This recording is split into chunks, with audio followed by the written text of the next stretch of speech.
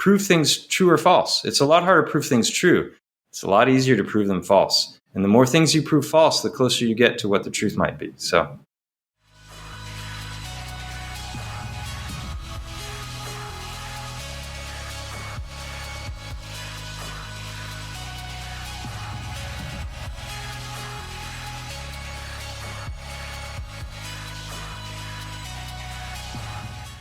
Welcome everyone to another episode of the Oto Gomes Show. I'm your host, Oto Gomes. Today I have the most interesting man alive, I can tell you right now.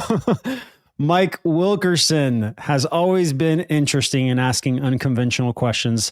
As a teen computer hobbyist turned hacker in the early 80s, his thirst for deeper knowledge led to wild adventures with some of the top hackers in the nation.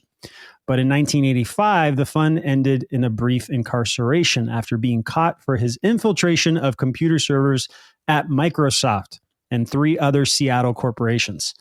Though he has walked the straight and narrow since then, Mike's interest in the unquestionables has never waned. In the decades that followed, he evolved from a mischievous hacker to a benevolent backcracker. Love that.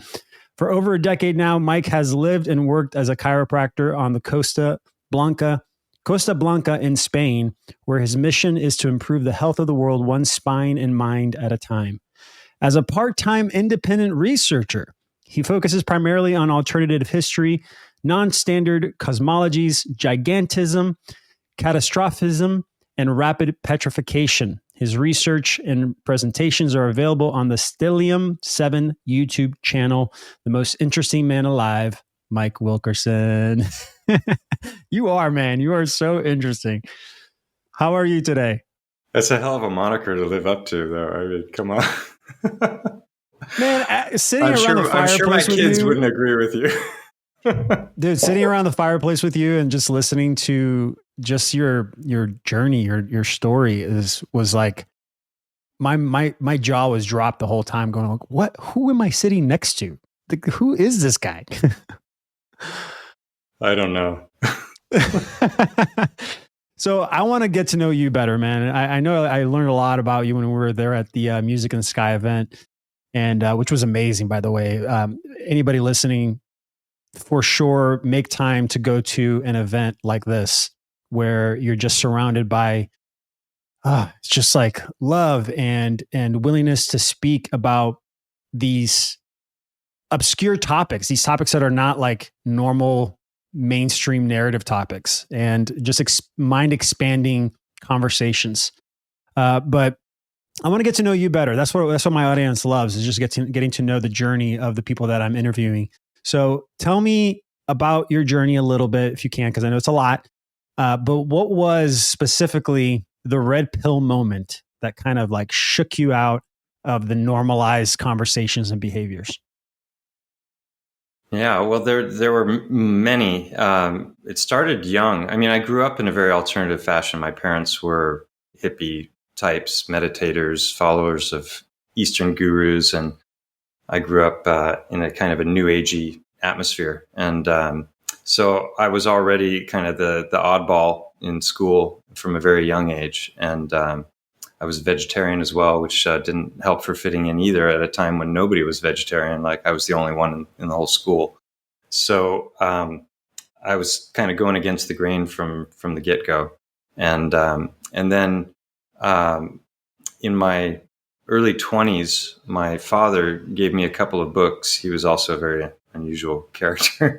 And he gave me a book called Behold a Pale Horse by William Cooper, and another called The Emperor Wears No Clothes. I don't remember the author's name to that. The Emperor Wears No Clothes was talking about the prohibition of marijuana and how that came about, and the dirty tricks that William Randolph Hearst and DuPont colluded on to basically, change the face of the earth as we know it. And so that was a big wake up for me. And then the book Behold a Pale Horse was written by a guy who was a Christian. So he was coming at it from a biblical angle, but he was basically just laying out the power structure of the world and all the different secret societies and non-secret societies that are actually, working to run the world. And those organizations are all still very much there. And many of them are not secret, but they're, like the Council on Foreign Relations and the Trilateral Commission and these kinds of organizations that basically it's, all the elite are getting together, like the Bilderberger Group or Davos. And so I knew about all that stuff when I was 22, 23. And he also went a lot into secret societies and the symbology that they use. There was a lot of talk about, finance and the formation of the Federal Reserve. And there was a chapter in there called Silent Weapons for Quiet Wars that had to do with all the different ways in which they steer society secretly and get us to do what they want us to do. And so that was a first big wake up call for me. And I went through a lot of, inner work at that time, because it tends to bring on paranoia, especially when you're younger. And so eventually just decided to kind of let the whole thing go, because I wanted to focus on, doing what I could in the world to, help make it better. And so I didn't really go deep into it until 9/11. About 6 months before 9/11, a friend gave me a David Icke book that was called The Biggest Secret Ever, I think. And that was this 550-page book that was incredibly well written with loads of references. I looked in the back, and the bibliography was huge, and so I realized that there's a lot to what's being shared in this book that probably has substance. And I came away from that book thinking that even if 20% of what was in there was true, that we had a lot to be aware of and to worry about. And now 30 years later, 25 years later, 9/11. What was that? My daughter just 2001, so 23 years later. 23 years ago. Yeah. I think it's probably more like 80% is accurate. Yeah. And many of the things that were in that book have been exposed in mainstream consciousness, but most people don't have any kind of a memory. So they hear these little data points on, interesting things like, the Royals and Jimmy Savile and the Vatican and what they were doing to children and all that kind of stuff. And they never really kind of put it together and get a gestalt of the bigger picture and start to understand, wait a minute, this is more than just, random isolated events. So kind of had a renaissance there when it came to looking into all this stuff. And then 9/11 came about 6 months later, and I saw through the whole thing from the get-go. And then, 6 months or a year later, what was the first one? Loose Change came out, and other documentaries where they're just like, Zeitgeist. They were showing Zeitgeist, and they were just showing so much information. And, how do 3 towers fall with 2 planes, and, building 7, there's just so much, going on with that. So, but I had started a family. I had 2 children, and I had started chiropractic college as well about a year later. And so I was knuckling down and focusing on education, and I was living in Sweden at the time. And so that was kind of my red pill moment. And then moving to Spain 13 years ago, after I'd been here 2-3 years, I met a guy who you just met on screen a moment ago, Alex Michael, also known as Conspiracy Music Guru. And we started, comparing notes and checking off the boxes and connecting dots. And we were, had a pretty cool interaction from the get-go. And then he brought up the topic of Earth shape and started asking me if I'd looked into that. And I was just, this guy he's a nutcase, even though we were on the same page with so many other things. I'm like, if he's willing to believe that, he's willing to believe anything. And then he's got no discernment. And if you believe everything, then you don't believe anything, in my opinion. You've got to be able to distinguish reality from fiction. And so that set me on a big, goose chase as well, because I had to debunk him. And that got harder and harder and harder. And I thought it was going to be very easy. That's a path for everyone when it comes to that. Like I'm going to prove this wrong. It must be wrong. And yeah, then as you go down, so I literally thought, he brought it up the first time. I thought he's crazy. I got to take everything he says from this point forward with a grain of salt. So I'm just going to pretend I didn't hear it. And then a couple of weeks later, he came into my office. He and his wife were patients of mine. And he brought it up again. I'm like, oh, okay, all right. Now I've got to spend some time, to show him how stupid this idea is. And my first thought was I'll find some photographs of Earth from space, and found out they were composites, and even NASA admits that, and or just flat out CGI, and that there's continents change sizes and change colors, and there's just so much wrong with the photographs. And then I was like, well, the ISS, I'll just find. I went online, I found a live stream from the ISS, and there you can see the Earth turning, and it's clearly a ball. And he's like, have you ever heard of fisheye lenses? And I was like, one of my favorite subjects in school was geometry.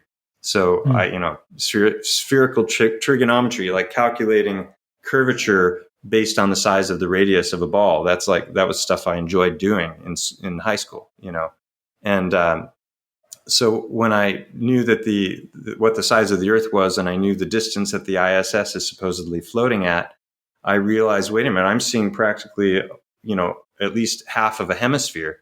And I'm like, that's a fisheye lens. And then if you look closely in some of the videos, you can actually see that parts of the ISS are warping because of the fisheye. And I'm like, why would they do that? Why would they have a fisheye lens if, they could just have a normal rectilinear lens that's going to show the image as close as possible to what is, you would see with the naked eye. And it took me 6 months to wrap my head around that idea. And I started making observations of my own. I live in Spain. I live on a part of Spain where it comes out to a little peninsula, and off the coast of that peninsula is Ibiza, or Ibiza. And it's 90 kilometers away, roughly 60 miles. And so I started doing the math on that. And I was like, I've seen Ibiza very clearly on a winter's day when there's no humidity, atmospheric occlusion that might, warp or bend the light. And I've seen it clear as a day. Like, how much of that island should be obscured behind a bulge of water if the Earth is curving? And so I started to do the math on it, and I went to the most conservative Earth curve calculator that I could find, which was on Metabunk. And they're it's an anti-flat Earth website, basically, that's run by a guy named Mick West. And I figure I'll use their calculator, because that'll be, if it's skewed at all, it's going to be skewed in favor of the ball.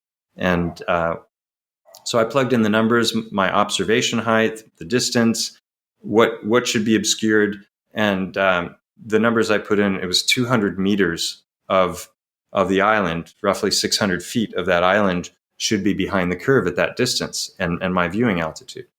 And I took a photograph with my phone on a winter's day. I didn't even have some powerful zoom. And I got that thing back. I put it on the computer, and there was 2 peaks and a saddle between them. And I went onto Wikipedia, and I found the altitudes of the peaks. And then I got on Google Earth looking from above, and you can run the cursor over and you can figure out what the altitude is of the valley. And the valley was 200 meters. And so I immediately realized that valley should be at water level at that distance. So how much more than that am I seeing? And so I calculated the peaks and the valley, and then the ratio between those, and the ratio between the top of the bottom of the valley and the water level. And I saw that none of the island was missing. Wow. and that was with my phone.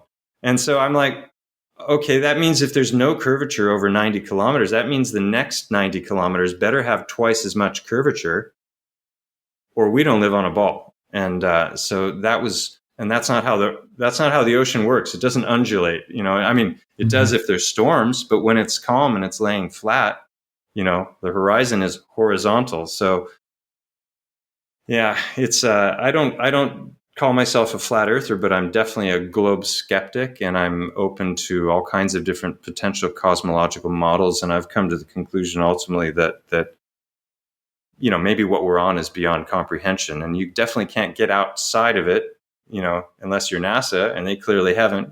Because if they had, they would be showing us real footage, and everything they've got is CGI and harness fails and bubbles in space and CGI layering glitches and fisheye lenses. And like, why so much fakery if it's real? And so, yeah, I'm open to a lot of different possibilities when it comes to what the Earth is, but I'm pretty confident about what it isn't. And that's really how the scientific method works, right? You eliminate things and you get closer and closer to the truth. That's what I love about you. You have a very healthy level of skepticism where you lean towards, well, let's look at what is being said and try to debunk, right? Try to go through the facts of what we're presented with. And with this topic, I've done it myself. If you guys that are listening are like, what are you talking about, Otto? You're crazy. Go to David Weiss. Download David's his great. app. Yeah. David's amazing. I interviewed him like a year or two ago. David Weiss was speaking in Anarchapulco. That's what this shirt is from. Oh, yeah. And I was there as a speaker as well in February. And you mentioned in the last bit of that bio that the stuff that I've been interested in on my channel, and so I've got some pretty far out stuff that's not flat Earth, but it's very much related in different ways. So I asked to follow David because we were going to be presenting on the same day. I'm like, I knew he was going to have a packed house because he's such a great speaker and he's done so many incredible interviews. So I was like, I'm kind of dumb to do this because I knew he was going to just knock it out of the park with an amazing presentation. But I asked specifically to follow him because I figured the chairs will still be full. It was my stuff and the things that he covers are very interrelated. So it was a good choice, and that was an amazing conference. It was a lot of fun, as was Music and Sky. Just truly, like you said. B. Is it B for Bitcoin? On the Reborn there? Yeah, because there's a lot of. It started really as a crypto thing, which is your shtick, right? That's my shtick. Yeah, and I that's I haven't gone really deep into that whole world yet. They had it's health freedom. A lot of great speakers speaking on the subjects of health and truth when it comes to matters of health. And you had the crypto stuff, and you had people, looking into like homesteading and getting off grid and extracting yourself from the matrix more and more in every way you can, and being more and more self-sufficient and independent. And so it was just 5 amazing days with incredible people. I mean, that's why I do these interviews, just to help everyone listening to expand their perspective of this reality in a way where they can start to cut dependency. Because I believe what keeps most inside, the public sector matrix is the level of dependency that they have on those systems, and really, Absolutely. How they relate, like how one relates to these systems based on how they identify with themselves, keeps you locked in that cycle, and that's what I love about these interviews, is just to expand, like, hey, let's be curious, the curiosity. And the belief also that they don't have a choice, that the mandate is a real mandate. Right. And, they don't understand that they're being offered something, and it's being presented with the illusion of, mandate or obligation, but they really are accepting an offer. And the number of patients, excuse me, the number of patients that I've had in the last 4 years who have regretted their health decisions and have, experienced degradation of health on a high scale, that have told me that, well, I got it because I needed to, see my mom, or I needed it for my job, or I needed it for school. And how much do you value your health? And are you just going to trust the experts? Like, when was the last time any government was honest? Ever. We're here to help you. Okay. Yes. Those are the scariest words you can utter. We're from the government and we're here to help. Yeah. So just to kind of recap a little bit. So you went from being essentially a hacker in the 80s to expanding your mind on reality, thanks to your parents, and then going into health. I think because why did you choose? Yeah, that's probably a good question. Why did you choose chiropractor? Like what called you to that?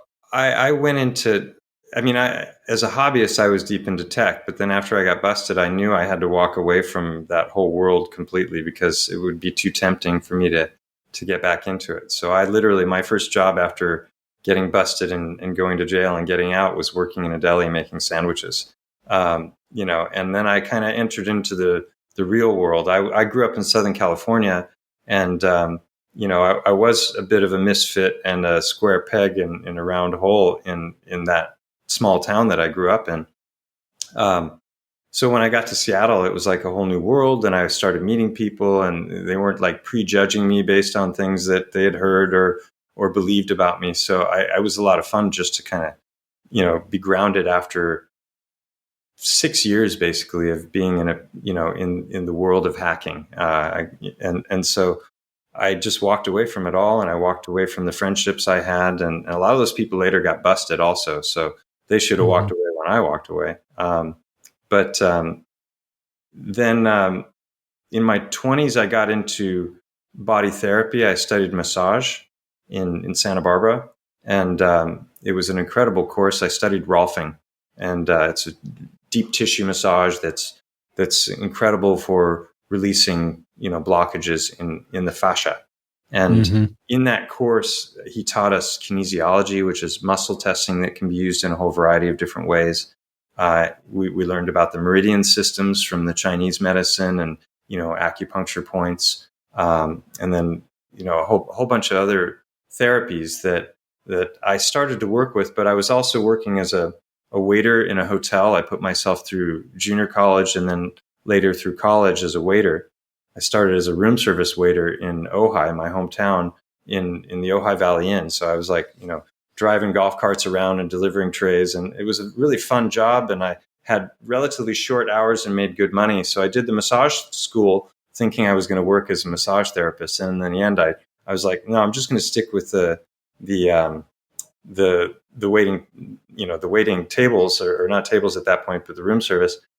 And then I started training to learn how to fly hang gliders. So I was doing a bit of massage, but in the end, I remember this was like in the conversations that we're having around the files. Like, oh, and you're a hang gliding guy. I did that for almost a decade in California, and have amazing, fun stories to tell about those experiences. But so yeah, I was just having fun. I had a sports car which I sold in order to buy a truck so I could have the hang glider on it with the racks and everything. And so I left massage. That was the reason I went back in time to tell that story, is that I loved it, but I didn't want to do it for a living. It was exhausting. There were times when I did like 4 or 5 massages in a day, and I just felt completely depleted afterwards. And so then I went to school in Europe as an exchange student in Italy. I started as a philosophy major, and then I switched to Italian cultural studies. And once I graduated from college, I wanted more of Europe. And so I moved back to Italy, and I just sold everything I owned, my van and my hung up my hang glider in the rafters and never saw it again, and sold my motorcycle, and then moved to Europe, had no work visa. I just figured I'll get a job teaching English. So I moved to Rome and found a job within a couple of weeks, and I was able to support myself. So I did that for about a year and got very bored with teaching English. It was a language I already knew, and I wanted to learn other languages. So I was already fluent in Italian at that point. And so I decided to look into different American companies that had a presence in Italy. And I was hoping to find some kind of work that was more interesting and paid better than the teaching. And I went to the embassy and got a list of American companies, and I focused on the tech companies because I had my background in computers, and I figured, I'm fluent in the language, maybe somebody will want me. And so I got a call from IBM, and they wanted me to interview. So I went in for a couple of interviews, and I got hired as a junior tech writer at IBM. And I didn't know that. They didn't know anything about my past, and it was like I had a deferred sentence. So the judge when, I got jail time, I got community service time, and I got fines. And then, but one of the things that was kind was he gave me a 2-year deferred sentence. So if I, good behavior and I didn't get caught again for anything, it was wiped from my record. So I had a clean record, even though I had a conviction. So I was just like, I'm not going to tell them about it. And, maybe they won't find out. So next thing I knew, I was working for IBM and I did that for about a year. But after a year, I already knew that I didn't want to be in tech and I wanted to do something more meaningful with my life. And I didn't want to spend my life, glued to a computer screen. And so that was when my girlfriend and I, she got pregnant and we decided we're going to start a family. And we didn't want to do it in Rome because Rome it's a wonderful city and I love it, but it's extremely chaotic and it's the last place you want to be pushing a baby stroller around in. And her whole family were up in Sweden. And so that was a logical choice. It was either move back to California, which I didn't want to do because I was on a big adventure and the cost of living in California, especially raising a family, I was just like, forget it. So moved to Sweden to give me a chance to learn a new language. And so I got there and I had 2 jobs lined up for tech writing, 2 companies that want to hire me. I thought I was going to pit them against each other for the best salary I could get. And I got there in 2001, literally the same week that the IT bubble burst and all of the .coms started to go belly up. And suddenly the week I got there was a hiring freeze across the entire country. And I could not find work anywhere. The 2 companies that were both about to, wanted me to sign a contract, they're like, whoa, we can't do that now. And all of a sudden I've got a child on the way.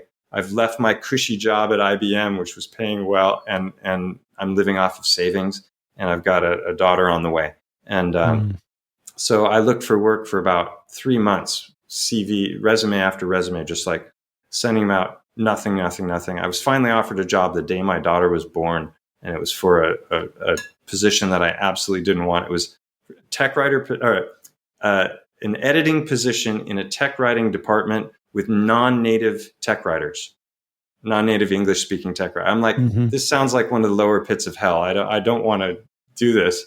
So I went back to teaching English, and I did that for another year and a half or so, and then I slipped on the ice and wrenched my back, and I was helped by a chiropractor, and it was like an immediate relief. And then something similar happened about 2 months later, and a similar experience. And I'm like, I was thinking about massage and how tiring that was, and how profound an impact what this man had done to me. How amazing it was, and I was just like, maybe this is what I should be doing. So I had 3 different experiences that were like just revelations, and that was when I decided I was going to go to school to study chiropractic. Man, chiropractors are completely undervalued, in my opinion. There's, I don't know, probably because it works. It's the one type of medicine that, like, I believe really works. I just got back from Librepolko, which is Anarchapulco in Serbia. It was their first year doing this conference. It's another truth freedom conference, crypto, a lot of that there. And I was invited to speak on matters of health. I thought I would be invited for the stuff that I talked about in Acapulco, but that wasn't the case. They wanted me to do a talk on health. And so it gave me an opportunity to like reconnect with my roots as a chiropractor, because the last 7 years I've been doing all of this research, and I started this YouTube channel, and all these crazy events have happened in my life. So I'm on autopilot with my practice, that I have here in Spain, and I see people, and I have a steady flow of patients coming to me, but I stopped going to all these courses and reading books, and I'm like totally disconnected with chiropractic now after all of these years. So it was really nice to kind of reconnect and tell the story of chiropractic, which is the story that we literally all experienced from 2020 on, because what was done to chiropractic was done to each and every one of us. And that's been, this steamrolling of ancient wisdom when it comes to how the body works and how nature works. And this false dichotomy that exists between between, spirit and matter, and the terrain theory versus microbe theory or germ theory, right? Theory is in the word, but terrain theory, in my opinion, isn't a theory. We live in the terrain, we interact with the terrain, and terrain is just what is. And then you have germ theory, and as we know, the circles we travel in, that seems to be standing on very flimsy scientific grounds, and yet it's those conclusions that are not based on real science are being used to shove all kinds of different measures down the throats of humanity, as we know from the lockdowns. So, chiropractors were being jailed in the 10s and 20s for practicing medicine without a license. And they're like, we're not practicing medicine at all. What we're doing is completely distinct from what you're doing. We're not doing any of what you're doing. And what we're doing for entirely different reasons. So how are we practicing medicine? And they're like, we don't care. And they had the politicians in their pockets. So they're like jailing chiropractors across the nation. And I mean, in California alone, in 1 year, I can't remember what year, there were like 600 chiropractors that went to jail.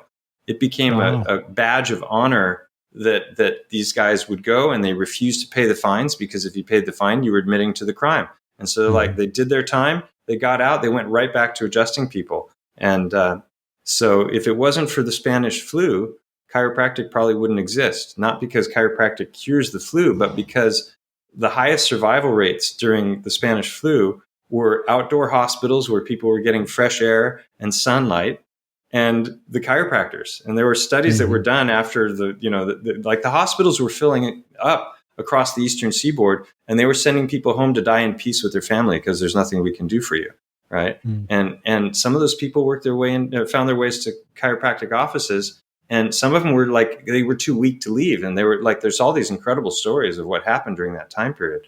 Chiropractors are really heroes, and there was a big study that was done afterwards, and the survival rate with chiropractors was 792% higher than it was with the doctors. That's a big number, right? So is chiropractic a cure for the flu? Absolutely not. What are we doing? Well, we're just adjusting the spine, the body, for the purposes of removing interference and assisting the body in doing what it was designed to do, which is heal itself.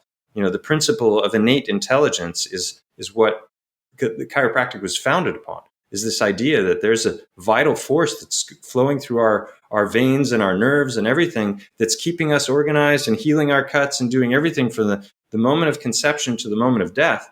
Well, at the moment of death, the body's still there, right? All the flesh, all the blood, everything is still there. But what's gone, right? It's that organizing factor, the spirit, the soul. And they want us to believe consciousness is an accident, an epiphenomenon that comes from a sufficiently complex accidental machine that came from molecules bouncing around and colliding with each other. And it's a ridiculous notion if you have any discernment, in my opinion. So that's the chiropractic. The story of chiropractic really is our story of the last 4 years. And I was going to say that's like everything is circling back around with the same narratives around that now in these last 4 years. And there's history in this, there's history proof of this practice of how it helps the body flow and takes the blockages and takes the blockages out and allows the body to heal itself. Yeah, there's still medical doctors today that are parroting the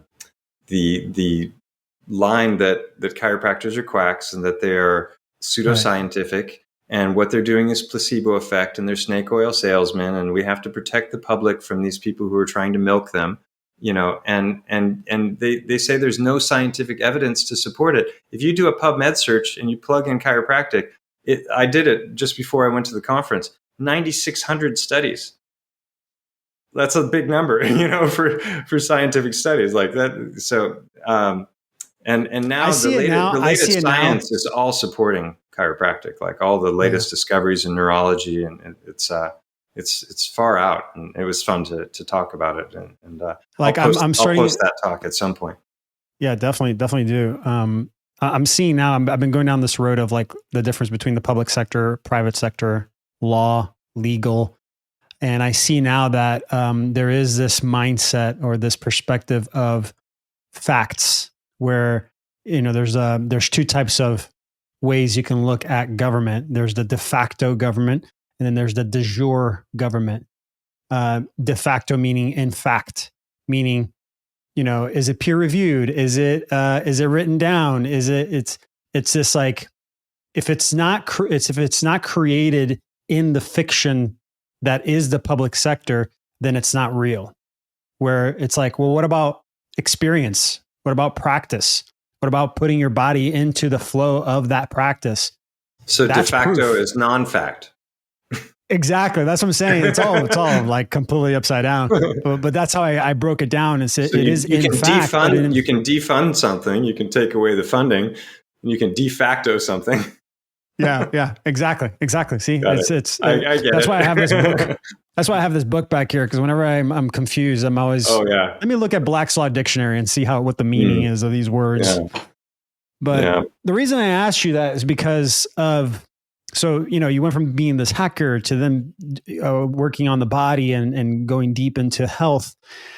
And then and going back to our conversations around, flat Earth, you started, I guess, going down this road of seeing how this reality works, like what creates this reality around us. And I wanted to bridge those because of the specific type of practice that you're now doing, which is, looking at alternative history. You even said, I didn't know this, but you said that you coined the term biogeology. So tell me a little bit more about this practice that you're doing now, that you've been doing for the last 7 years, around biogeology. Well, the whole flat Earth topic, regardless of what the ultimate shape is really fascinating, because once you've gone down enough rabbit holes and you've learned that, like, this is a lie, that's a lie, that, and that certain things are lies. When you see enough of that, and then you get to flat Earth and you start to dig into it, and you're like, wait a minute, this should be really easy for me to just, disprove.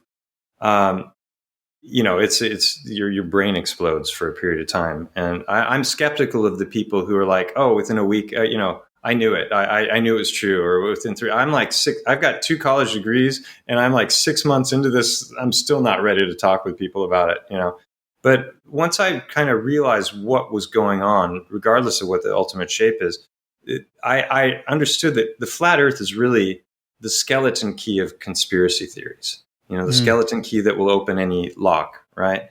And the reason is because if you understand NASA's fakery of the moon landings and the ISS, and you dig into the marijuana thing, you all of these different things, the crazed conspiracy theorist is drawing circles on a corkboard with push pins and gesticulating wildly about this is connected, and that's how it's portrayed in the movie Conspiracy Theorist, right? Mm-hmm. A term that was coined by the CIA for the purposes of diffusing arguments that they find uncomfortable, right? So when you understand that, then you realize that a lot of these seemingly separate things that seem unrelated, that are just like, oh, you believe in that too and that too, they actually are very interrelated, and they dovetail in ways that they just shouldn't. And you start to find that there's just this tapestry that starts to become more and more coherent, rather than I'm doing mental gymnastics and backbends to try and make this crazy thing fit into my wacky theory and that thing too. It's not like that at all. So the understanding that and realizing that the skeleton key of conspiracy theories, and interestingly enough, it's the most heavily censored thing on the internet. Right? It's like, why would that be? I mean, Google went to Congress and specifically stated that they were going to be censoring it because it's so pseudoscientific. And yet you start to, before the algorithms kicked in, it was feeding you information that was coming from people who were doing all kinds of actual empirical scientific experiments and observations, who were speaking very coherently. And sometimes they were engineers, and sometimes they were, people with a lot of knowledge that didn't sound like nutcases at all, that were presenting the information. And yet every time you encounter somebody who's supposedly debunking it, they're strawmanning the shit out of the argument, right? Mm-hmm. And it's like, okay, if you're a true scientist, you don't strawman, you steelman. You find the strongest argument that your opponent can possibly offer, and then you defeat that. That's intellectual honesty. That's exercising discernment, and that's not happening in any of the channels that are supposedly taking down flat Earth, right?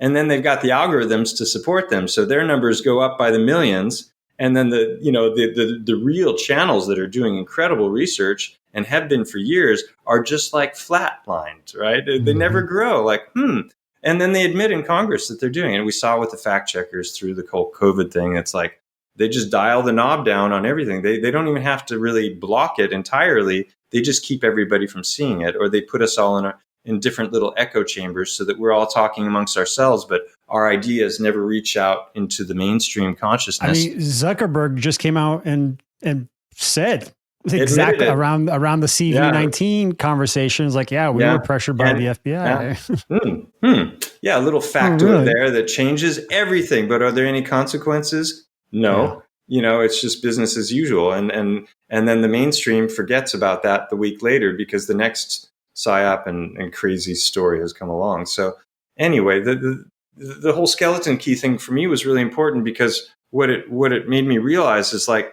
I don't know shit about fuck. I'm sorry, I don't know if I can swear here, but okay. It's like, so what is real? What is reality? And it's like, okay, are we in a matrix? Is it a simulation? Those are all valid questions. And, I'm undecided on that also. But I operate from kind of a baseline belief that there is a reality that has been created by a creator. And, all the beautiful animals and all the plants and the synergy of the way everything works together perfectly until we come along and fuck it up. All that is just majesty. And when you start to learn about things like sacred geometry and cymatics and how sound vibrations work and light and all this stuff, it's like, to me, you're seeing the fingerprint of the creator everywhere. If you know how to look for it, if you have the eyes to see. And so that's my baseline is I'm like, okay, the matrix exists. There's no doubt about it. They're messing with our minds through technology. They're imposing all of their things upon us that affect our lives in different ways and taxes and all this stuff. But I can look out there and I can see the ocean and I can see mountains, and it's a very beautiful part of Spain that I live in. And I look at the rocks and then I'm like, well, what is a rock really? What have we been told about them? And that was around the time I started to come across different theories about things like rapid petrification, that maybe things petrify far more quickly than we were ever led to believe.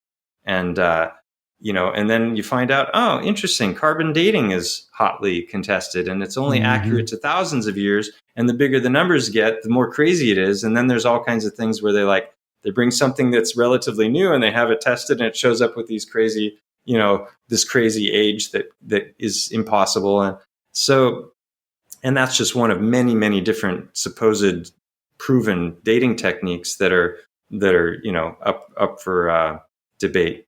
And you find out that go ahead. Well, I was going to say, so like the flat Earth conversation got you questioning, looking at reality, geology.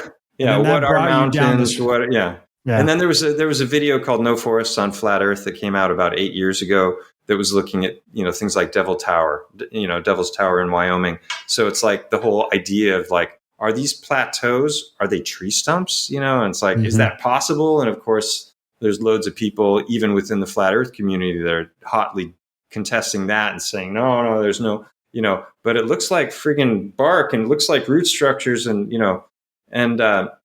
so that kind of got me thinking about big trees as a possibility. And, if it's flat, how big is it? We don't know because, we can't explore past the 60th parallel south. We can't go to the north. The north has changed a lot on the maps over the last few hundred years. There used to be continents up there that are no longer on the maps.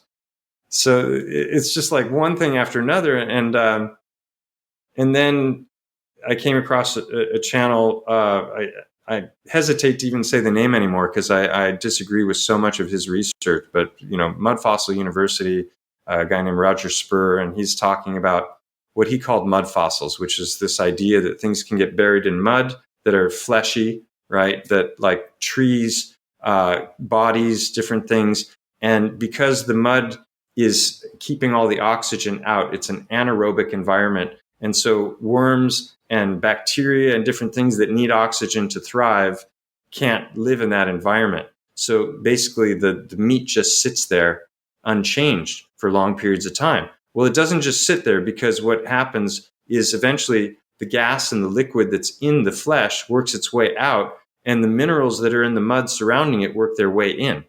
Now, that's not such a radical idea, because even in mainstream geology, that's called permineralization. Everybody knows that petrified trees exist. Those were organic, and now they're stone. Well, we're told that they take 200 to 300 million years to form, which is absolute bullshit. I'll tell you why in a second. But the way that they're telling us that those happen is through that mechanism. But they're telling us it's taking hundreds of millions of years. And the reason it in my opinion, is proven bullshit is that they can create petrified wood in a laboratory in 24 hours that is indistinguishable from normal petrified wood under a microscope.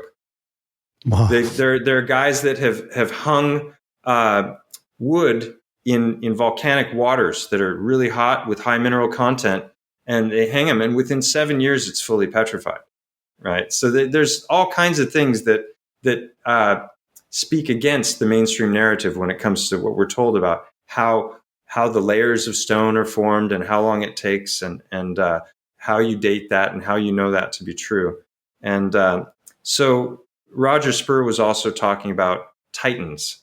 And I was like, okay, that's fun, because one of my favorite movies as a kid in the 80s was Clash of the Titans, because I loved Greek mythology and all those stories. And you had all these heroes, and you had the magic, and you had titans, right? There's this one which is where giants, right? It's another word for we're giants. Talking about giants the size of mountains, right? So giants, in my opinion, that's just fact. You know, the Smithsonian has squirreled away so much, and there's so many articles, you know, from like old 100-year-old newspapers where they're talking about all their finds, and we're just constantly told that that's myth and fairy tale.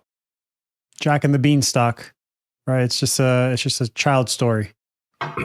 Yeah, Paul Bunyan. Paul Bunyan. What was Paul Bunyan? Yeah. He was a titan that went around with a big axe chopping down giant trees. And he had a big ox as his best friend, right? And he was like mountainous. So I never for a moment thought that there might be any literal credence to those stories. Hold on. It's been my birthday today. I've been hanging out with some really good buddies. Right. Happy birthday. Long. Thank you. Happy birthday, Mike. Thank you. And talking nonstop, as I typically do. So when I have a captive audience. So,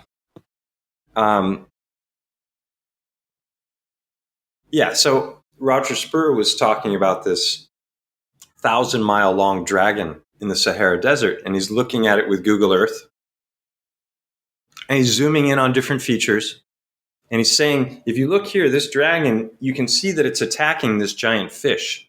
And I'm like, okay, a dragon attacking a fish 1,000 miles long in the Sahara Desert. This is nuts.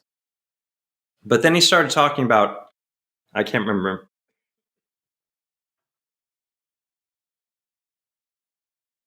Actually, I think I saw that. I saw that video where his channel has the mouth 200,000.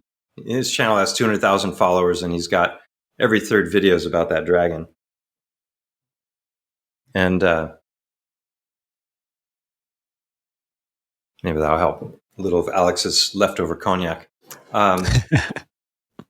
So it turns out there's texts, Greek mythological texts, where they're talking about this great battle between the Leviathan and the Behemoth, and talk about that location in the Sahara, in northern Africa, that's where this great battle took place between this great serpent and this fish. And I'm like, really? That's pretty wild, you know? And he's getting in and looking at, in detail at this stuff. And that was when the penny dropped for me, because here in Spain, in the town that I live in, there's a mountain like right back there that my friends and I climbed today. And we went up into what appears to be the eye socket of a giant elephant. And when you look at it from multiple angles, it looks like a creature. Like it doesn't, there's a concept called pareidolia, which from the very first video I ever made on my channel, I was talking about pareidolia. Because I knew if I started talking about these ideas, a lot of people are just going to think I'm batshit crazy, because this is way out there stuff. Like, it's not even possible in the mainstream model because the gravitational pull is so strong that they would collapse under their own weight, until you find out that gravity also hasn't been proven. And what we're probably looking at is something like electrostatic attraction, which is stronger than the strong force of gravity to the order of 30 zeros. Right. Wow. So like, what causes things to go down is a very deep, profound question that you have to go into a lot to even begin to wrap your head around it. But it's probably not what they tell us. And so I'm like, okay, well, if gravity isn't what they tell us, then the square cube law, which suggests that things would collapse under their own weight as they get too big for their britches, then that's also out the door. And if it's something else that's causing things to go down, maybe that something isn't so strong that it would cause them to collapse. Well, in the ancient, like historical narrative in mainstream geology, they're talking about gigantism. We have the dinosaurs, which is also, you can cast that one out, in my opinion. But what about dragons? Every culture around the world has dragons and serpents in their mythologies, and even in their religious texts, right? In some cases. So what if things could be that big? And I just started looking at it, and this mountain is phenomenal. The way it looks, and I've always loved it, and I always thought, oh, it's so cute. There's the elephant.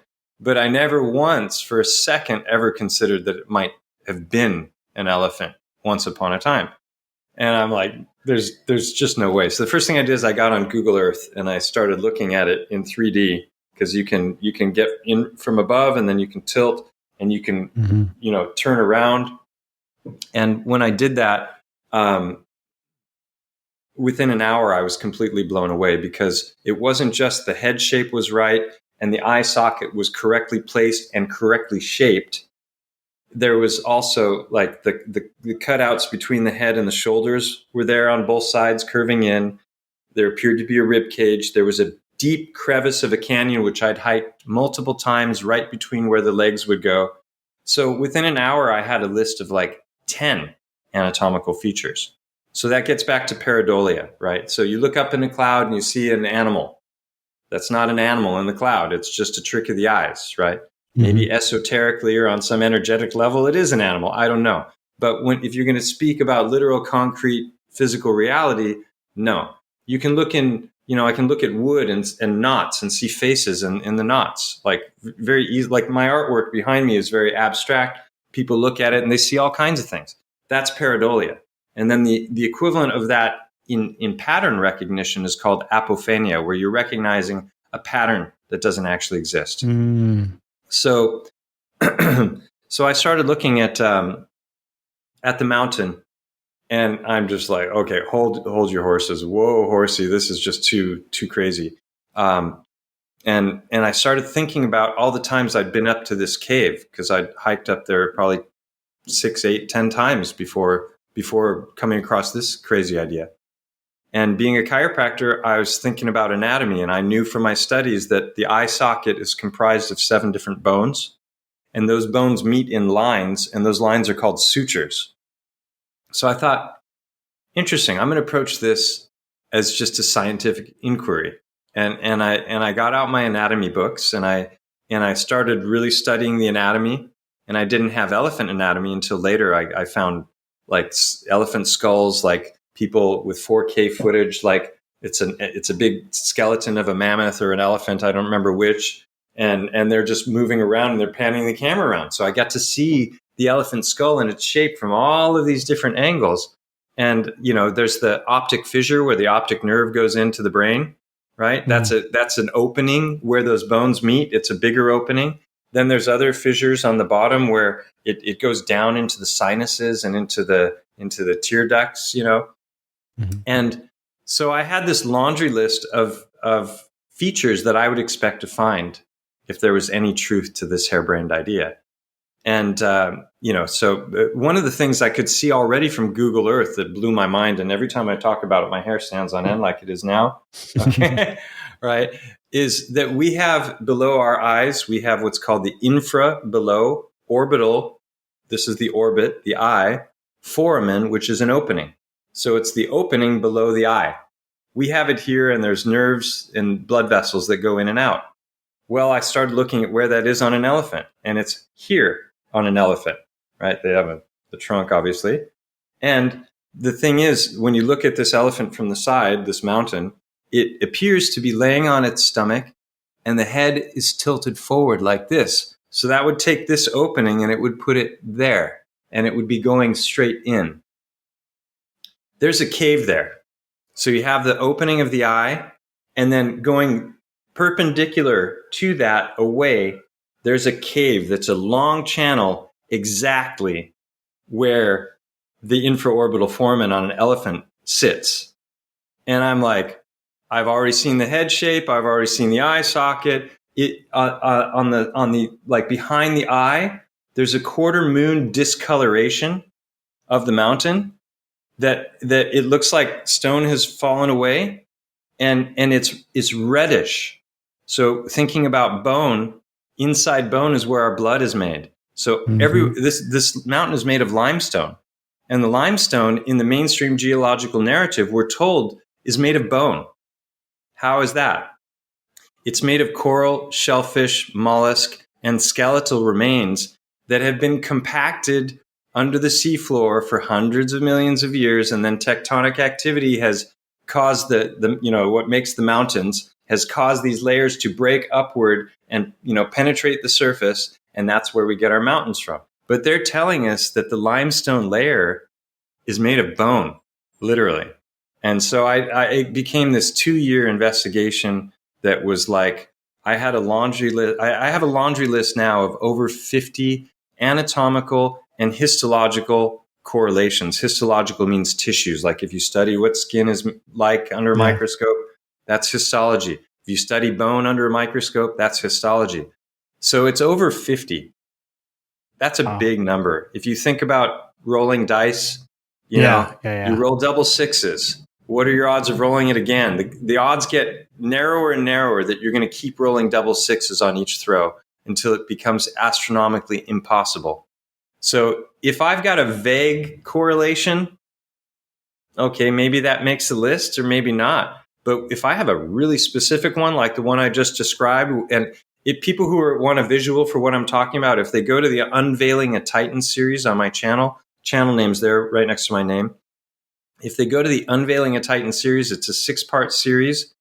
In the 5th part of that series, the thumbnail for that video shows that foramen that I'm talking about, and me and a friend are standing looking through it. So I went up to the cave with this list, and on that first visit, and I was photographing and filming, I found 10 more anatomical features in the eye of Montco. And that's, now we're getting into astronomical odds. And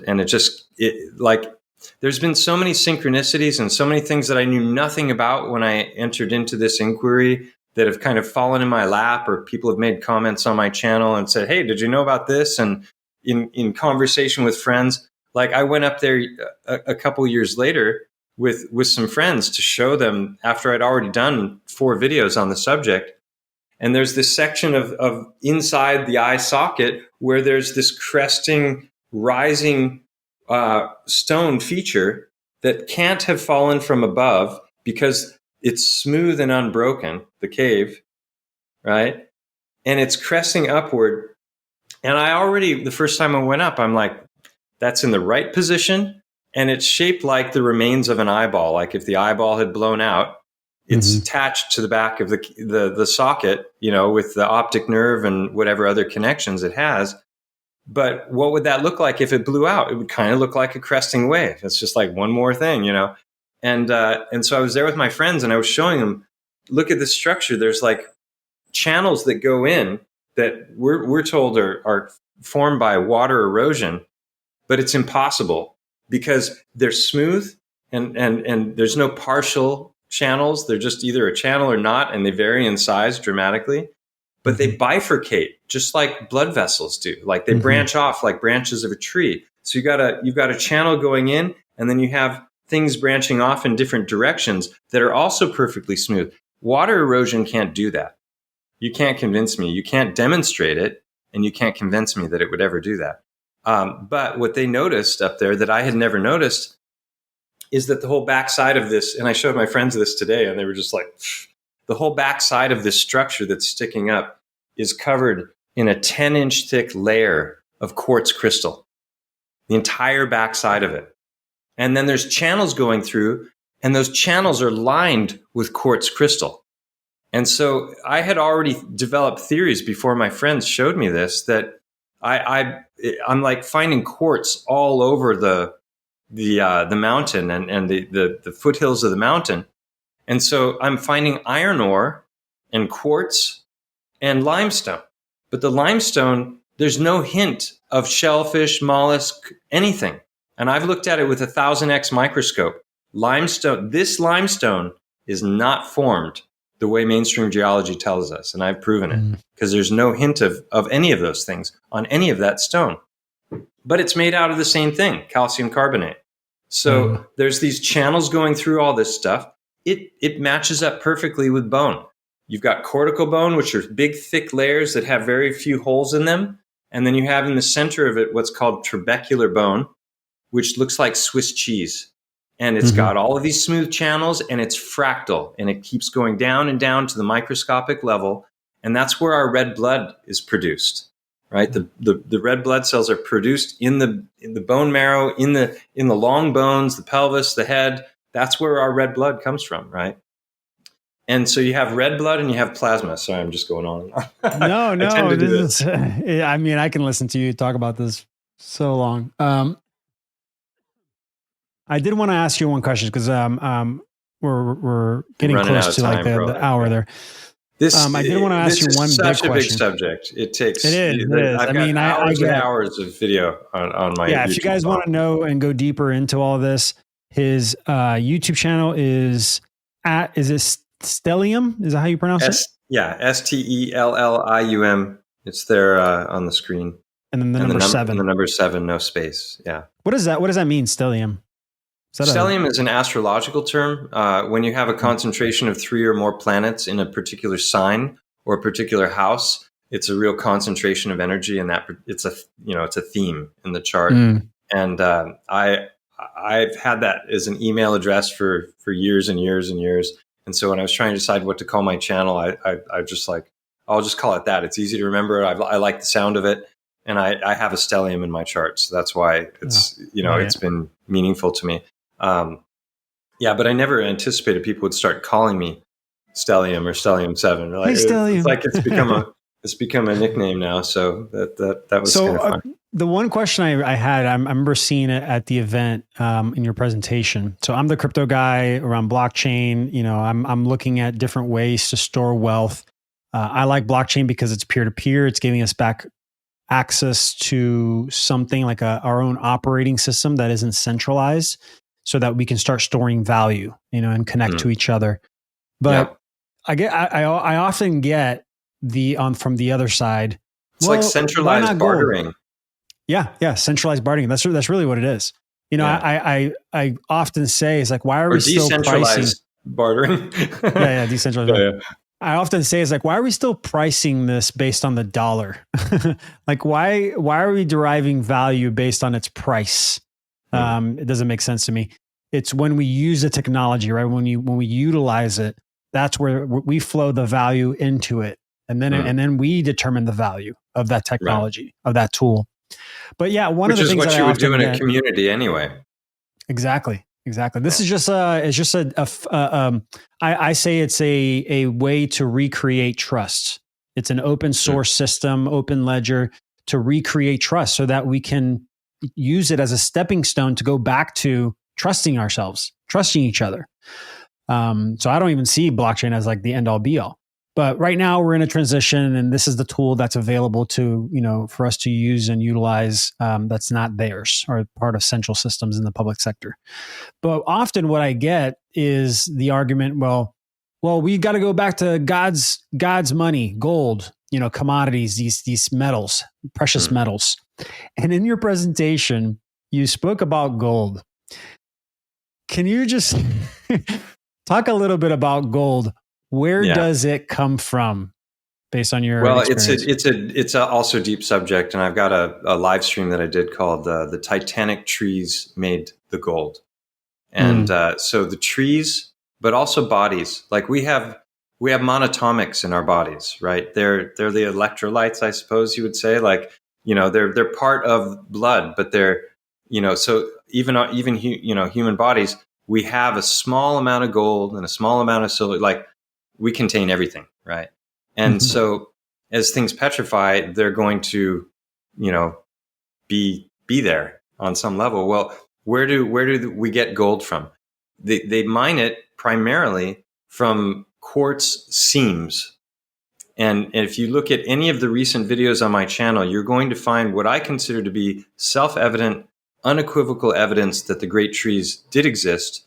The towers, the stumps are not the best evidence. I presented hours and hours of like data point after data point that is so far beyond just the stumps. The stumps may well be trees also, probably, but there's like undeniable evidence. I always send people to a channel called Hangman 1128 because he's had the best boots on the ground footage of anyone in the world, and he's been doing it for years. I just traveled with him in the Black Hills of South Dakota after Music and Sky, had an incredible time. I did a recap of Music and Sky, and then I did a recap of my journeys with him. Watch that, and you will know 100% that the trees exist unless you're denying your senses and you are paradigm blind, another term that I coined, right? Why do experts not see this stuff if there's any truth to it? Because they've been blinded by the paradigm they've been raised in academically, and they can't accept that they might be wrong about such big fundamental things. And so it's paradigm blindness. It's a very real thing. Cognitive dissonance is also very real. They get triggered when you start to tug on the strings of their belief structures. So the trees, I believe the trees and bodies, they make all of these things. And there's probably really powerful events involved that involve, volcanic activity or plasma. There's so much stuff that I've shown when it comes to instant petrification on my channel. Mm-hmm. Like people don't realize that you can mix two powders together and make a ruby in a microwave in 10 seconds, right? This isn't a repeatable experiment. Now, it's not like a ruby that you might sell on the market that's of super high quality and value. But the fact that you can take something it's the second hardest substance known to man after diamond, and you can make it in a microwave in seconds by combining powders and using the plasma that the magnetron of the microwave creates, that should blow everybody's mind, right?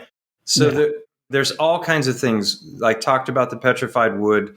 There's ancient, or not ancient, but old newspaper articles from 100 years ago where they're talking about harvesting petrified forests. Now people pay to go see the little petrified forest, and they're told these narratives about how old it was and how it formed. But they were harvesting huge amounts of gold and silver and copper from petrified forests that were still standing but were stone. So were those trees growing gold and silver and copper? I don't believe so. I think that there's a transmutation of elements that occurred. There's some kind of, like if you look at the Grand Canyon, that's what's known as a Lichtenberg figure. It looks like it was carved out by electricity. You can see videos of people putting electrodes on wood and it burns in a fractal pattern and it just creates something that looks identical to the Grand Canyon. Those figures are found all over the world. So I think that there's high power events that are consolidating what may be monatomics into veins. And because that's what happens when you hit things with high amounts of electricity, they align themselves along different lines of current. So that may be what forms, or there may be an actual transmutation of elements. And the example I always come back to for that, which is the most simple and most beautiful, is the egg that is made by a chicken. A chicken pushes out an egg every day, right? They've done experiments where they've looked at the diet of the chicken. They've looked at what the chicken is consuming. It's eating mica, it's eating seeds and different things. And they've looked at the constituent components of the diet of the chicken. And what they found is that the egg itself, the shell, has more calcium in it than the chicken is consuming every day. So that means that the chicken somehow biologically has to be creating calcium. We're told that elements are formed in the heart of stars, and then they're spread out into the universe through supernova. And we have our whole periodic table, and yet plants and animals are transmutating elements and creating elements all the time. And that's a very important factoid that most people are completely unaware of.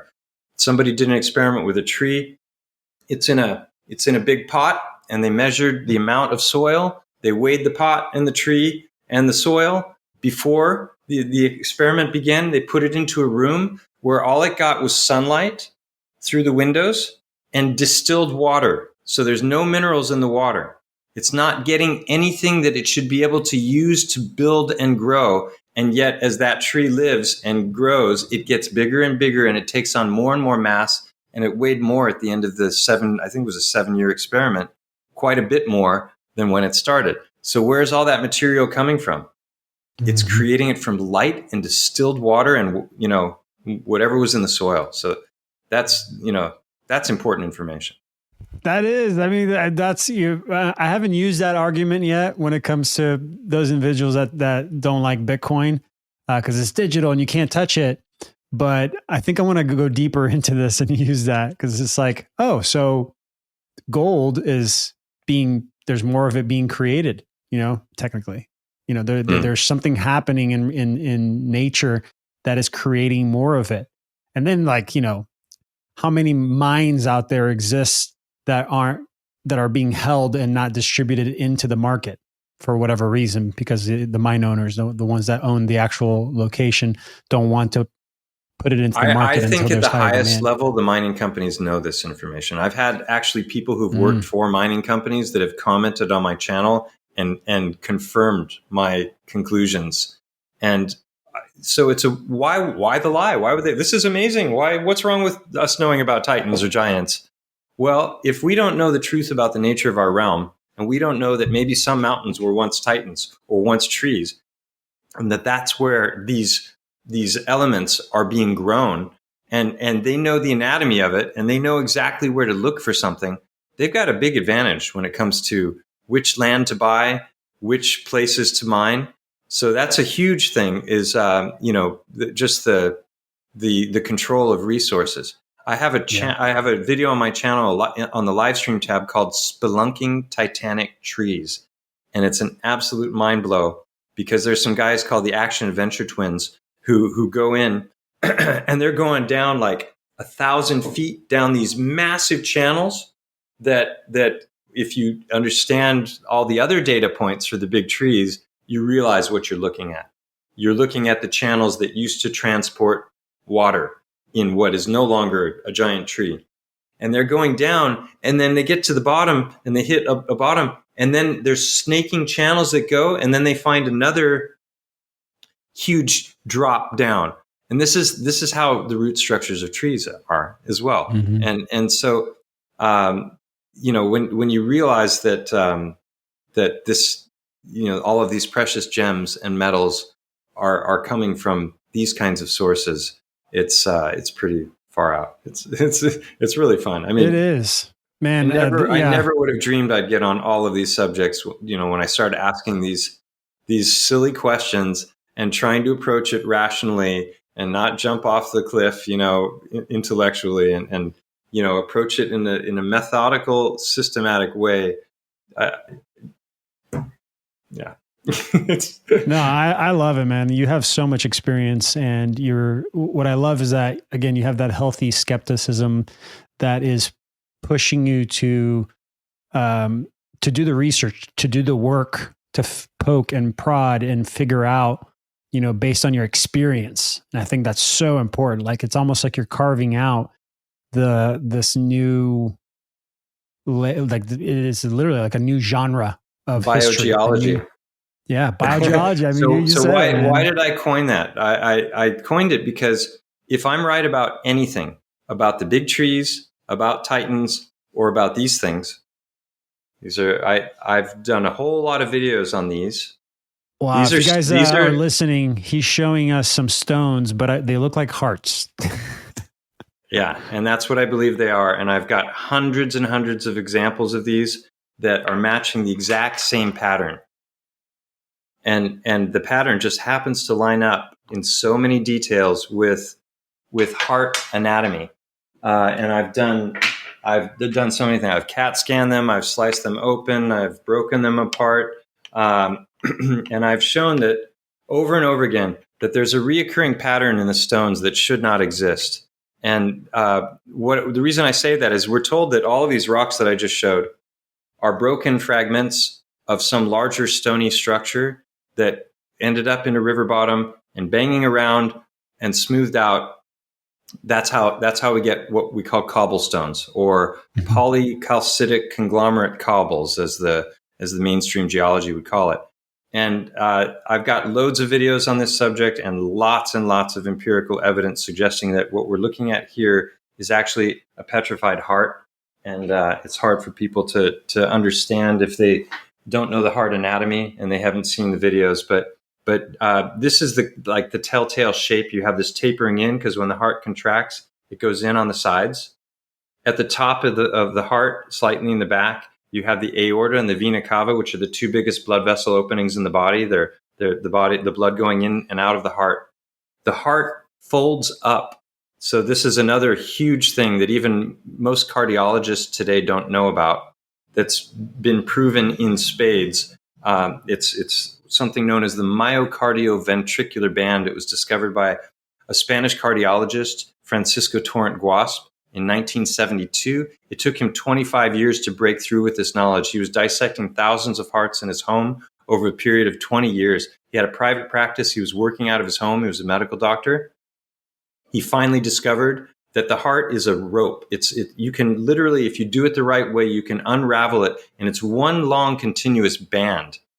And that's incredibly important for cardiology because you have to know. I have heard that structure. Recently, them saying that it's not a pump, it's a vortex. It's right? not a pump, exactly. It's impossible for it to be a pump, and he proved that. And his discoveries have been proven in a variety of different ways, but they still haven't been disseminated into the mainstream consciousness and not even into cardiology programs. So you got people cutting into hearts that don't even know the true anatomic structure of the heart. It's absolutely criminal. So he made this discovery. And when he rolled the heart back up, my mind went because I had already been gathering these stones and cataloging and making videos about these reoccurring features and how much they lined up with hearts. And when I did that, and I was watching this video about his life, it's called The Helical Heart. It's a documentary, The Helical Heart, highly recommended. I've got a number of videos about him and his life on my channel as well. When he rolled it back up, I noticed that there were these points where the folds meet, where you've got fibers going in different directions that create suture lines, same as the word that's used in the eye socket. And I went back to my collection and I found that those suture lines are right there where they should be in the stones. Wow. You might not be able to see it here. So you've got the heart, you've got the creases for the openings of the blood vessels. You have the harp shape. They also have a twist at the bottom that looks like a propeller. And that's when the heart contracts, it twists like this. It's utterly mind-blowing. So I've got one stone that I cataloged 23 different anatomical features on one stone. I went in with endoscopic camera to look at the inside of the chambers, and there are other features inside the chambers. It's mind-blowing. And the most mind-blowing thing of all is this guy who made this discovery, who, it eventually made it out there, Paco Guasp, Francisco Torrent Guasp. He lived and worked his entire career out of his home on the foothills of Mont Go. That's the awesome Elephant Mountain for those who might have forgotten the name, right? What are the odds of that, right? I'm discovering this reoccurring pattern in the stones. I know nothing about the heart. Someone on my channel comments, the heart is a rope. And I'm like, okay, whatever, dude, and then someone else a week later comments, the heart is a rope. And then they said the helical heart. And I was like, what? And I looked up this documentary, utterly mind blown, made this additional 2 discoveries about the spiral and about the lines and the heart stones. And then at the end of the documentary, it's got his name and it says Denia, Spain. And it's literally the town next to me. And I went, what? And he had died 15 years earlier, so I wasn't able to meet him. I met his son, and I met, and I've spoken a number of times with one of his best friends, who was the one who first got him the chance to dissect human hearts, because he'd always been doing animal hearts. He'd get them from the butcher. So it's an amazing story. I have so many stories of synchronicity because I've just been kind of going where this whole thing leads me, and I haven't had, a plan, and I've just been curious about things, and I just keep getting these little taps on the shoulder, and I'm like the river that's right next to the mountain is called Gata de Gorgos. The Gorgos are the Gorgons, which are 3 sisters in Greek mythology, and one of those 3 sisters was Medusa, the snake-haired lady. What's she known for? Instant petrification. Yeah. What are the odds? It's just, well, I mean, that's funny. I've never actually said it that way in my head. As like, she turns people into stone, but it's like, no, it's instant petrification. That's literally what it is. Wow. That's amazing. This one is really shaped like a heart, but usually they're a little more like the other ones I showed. Yeah. Here's one that's still, and you put them underwater, and this pink looks red underwater when they're, really? And then this one here, right where the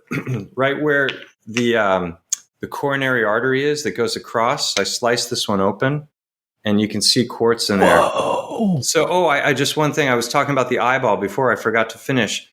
So I talked about that 10-inch thick layer of quartz. I already, before my friends discovered that, and I was like, holy shit, that's like the sclera. It's the white of the eye. It's all fatty.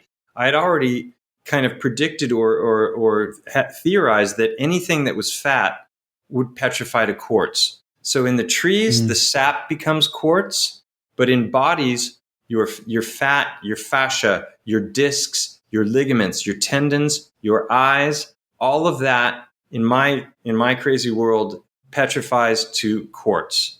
And so the eyeball structure, that cresting wave, is all covered, the backside, in quartz. What are the odds? This is the frontal bone, this is the maxilla, and then you have the eye socket. And there's a line right here between these 2 bones, right? And that line goes straight back in the eye. And if you watch the Unveiling a Titan video, the 2nd video and the 5th video, I show that right in the cave, if you stand inside the eyeball where we were today and you look in that direction, there is a line that goes exactly where the suture should be between those bones. And it's not a crack in the stone. It's overlapping. It's 2 separate rocky structures creating a line in the exact right place. So, yeah. Is it pareidolia, or is it a matrix and the universe is messing with me? And it's, I don't know. But it's experience, I've got hundreds of these in all sizes. It's repeatable. It's scalable. It's predictable. I found them buried up, halfway up the stone like this. And then I've like, oh, that's one. And then I've predicted what the other side is going to look like. And then I pull it out. I did that. There's one of the most recent videos on my channel. I did that. I was out on a hike. I found one that was about this big, and I flipped it over because I knew I could tell I was looking at the front side. They don't tell us that stones have a front or a top or a bottom or a back, right? We're told this is a broken, fragmented, random thing. And this stone, I knew I was looking at the front. I flipped it over, and there was an indentation right at the top on the back where the aorta would have been. So it's just, take it or leave it. Check it out. If it interests you. What I know about everything I heard from you is that you are, like I said, you're willing to go and experience. And I've always admired people that are willing to do the work, and are willing to put themselves into the middle of the process to experience, and not just like, oh yeah, I went to a university and this is what they told me. And it's like, no, that's just regurgitation, man. You didn't actually go do the work to figure out if that's real or not, if that's a true part of That's this why reality. we have to steel man these arguments that we hear I that like we think are crazy. It's the opposite of straw manning, where you build up a fake argument and then you defeat the fake argument. That's what all the people who are claiming to debunk flat Earth are doing regularly. Is they're boosting up something that the people who are actually doing the research are not claiming, and then they're defeating that. That's intellectual dishonesty, and it's weak. If it was really that easy to debunk, why aren't they going up against the best people in debates? Austin Whitsitt has been debating PhD physicists and teaching them things, right? Like it's really fascinating, but you have to be really deep into the subject and have already studied a lot of things to even follow the line of conversation, because it's so in depth, and the level of science that they're discussing. It's like your average layman is just going to be like, I don't understand a damn thing they're talking about. So, but the people who've been looking into this for years, they know who's cheating and who's not. And yeah. Well, Mike, this was, my mind is blown. blown. Always, every time I talk to you. Thank you so much for giving me your time, your energy, and going down your journey and all of these different things that you're working on. I mean, like I said, I think you're really paving a path. You're creating a path here, a new genre of education and a new way of thinking. So one last question and we'll wrap it up here. If you guys want to connect with Mike, go to his YouTube channel. It's at Stellium. It's STELLIUM 7. And he's also on Instagram, Stellium 7 on Instagram. And I don't have any products I'm selling yet. maybe I have a book. I finished a book on my hacking story. I never told the story. It's been 35 years since it happened. Oh, I'd love to see. And so I'm like, I've written the book. I need to get it published, and I'm hoping to do that in the next few months. So keep your eyes open. That's an interesting story. Definitely going to look out for it. It's called The Hacker Prince, and it is definitely an interesting story. Yes, it is. The little bit I've gotten, very interesting. So last question here before we end it up. You're standing in front of millions of people. You have about 90 seconds, like 60 to 90 seconds to leave them with something, advice, a perspective, whatever you want to say in those 60 to 90 seconds. What would you say? Go into your most cherished beliefs and question them as if you were a person who didn't believe them and was trying to prove them false. Right? That's the first thing that came to my mind, because that's steel manning. And most people never do that. They never do the work. And don't assume that you can't understand something because you haven't studied it. You have the ability to think rationally. You have the ability to use logic. Study logical fallacies, just the top 10 logical fallacies. Learn those, because then you realize how often you're being lied to, and how often when people make claims about things, they're not actually substantiated, and they might not even be doing it intentionally, but they're misleading you about one thing or another. So know those, and then understand that so much of what we've been taught is just complete bullshit. And if you don't do the work to find that out, I say being a conspiracy theorist became a matter of life or death in 2020, right? Because if you didn't have the ability to discern and see through the bullshit and make appropriate decisions and structure your life in a way that allowed you to avoid the supposed pressures, right? Then you probably have something floating around in your bloodstream you don't want. And, who knows how that's going to affect your health and future, or the future health of your children. So it's literally a matter of life or death to do the work, to engage in intellectual discernment and prove things true or false. It's a lot harder to prove things true. It's a lot easier to prove them false. And the more things you prove false, the closer you get to what the truth might be. So that's my elevator speech. Love it. Love it. Thank you, Mike, so much for your time. Again, if you guys want to connect with him, check him out. His stuff will blow your mind, or at least bring My camera's down curiosity. here, so I'm sorry I didn't have eye contact. All right. Thank All y'all right. for listening. Thank you, Mike. And last but not least, always remember, gamify your abundance. All right. Love you guys, and we'll see you in the next episode.